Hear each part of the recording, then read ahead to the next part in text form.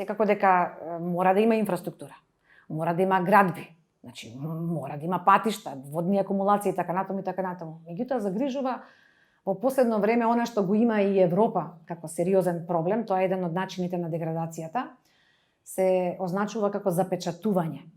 На англиски се вика soil sealing или пренамена можеби да се каже. И загрижува кога таа пренамена е на сметка на најплодните површини.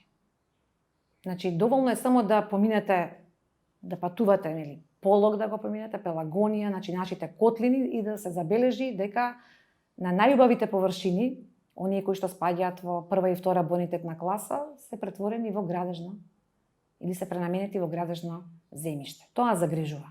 Затоа што јас сакам да потенцирам, почвата е природен, ограничен ресурс и уште побитно тешко обновлив. Некои автори дури велат дека и воопшто не може да се обнови почвата. За ваша информација ќе кажам дека само неколку сантиметри почва да се образува, тоа не се случува преку ноќ.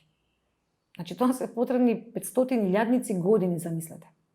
А има еден почвен или почвени типови кои што се образуваат врз субстрат кој што го нарекуваме варовник или доломит. Кај тие почви образувањето на само 1 сантиметар трае 8 до 10 илјади години. Немаме ние овдека почва за извоз, да се разбереме, нити па некој увезува, нити извезува, нели? Тоа што си го имаме, треба да се грижиме, да си го чуваме и да преземаме мерки за да ја одржиме ситуацијата или уште повеќе, ако може да ја подобриме и да им ја оставиме на идните генерации. Бидејќи имаме ние неселективна експлоатација, тоа значи дека се што се вади од оздола се меша, значи и почвата што е горе плодна ќе се измеша со тој стерилен материјал што е доле и се создава една јаловица, нели? Која што е стерилна, не се врши рекултивација. Значи не се врши рекултивација. И ние знаеме точно како треба да се направи таа рекултивација, меѓутоа не се врши таа рекултивација. И што е најбитно, да речеме, посебно цврстиот отпад што се создава од рудниците, да речеме, каде што се експлоатира или железо, да речеме, олово, цинк, бакар, никел и така натаму, да не ги ведеме.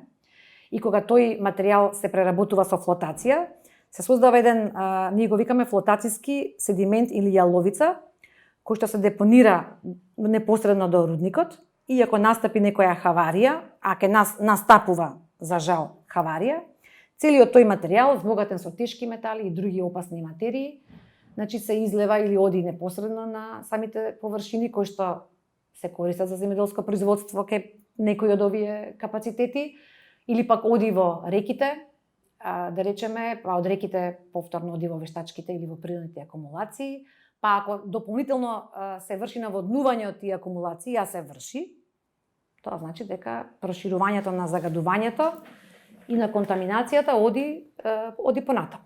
Ова е згура од олово и цинк, значи се што се депонирало кога топилницата работела. И ова, кога е, нели, не е влажно, кога е времето суво, ова се претвара во една ситна прашина. Ветерот дува и цела оваа прашина ја носи, значи, низводно по Вардар, значи Велес, значи истражувањата и наши, истражувањата на други автори, значи некаде и 20 километри после Велес, почвите се енормно загадени со тешки метали, значи со олово, со цинк, со кадмиум. Тоа се сериозни токсични елементи кои што не би требало да ги има во самата почва. Нашите истражувањата на другите кажуваат дека некаде до 40 сантиметри почвата е загадена. Што е тука уште поалармантно, што во непосредна близина се одгледуваат токму градинарски растенија. Значи растенија кои што ние ги конзумираме во свежа состојба. Значи дури не се ни термички обработени. А тие се исто така неколку пати збогатени со тешки метали. Што значи ако сакаме овој слој на почва да го деконтаминираме? Тоа значи дека треба да се isфрлат некаде помеѓу 60 до 70 илјади камиони земја.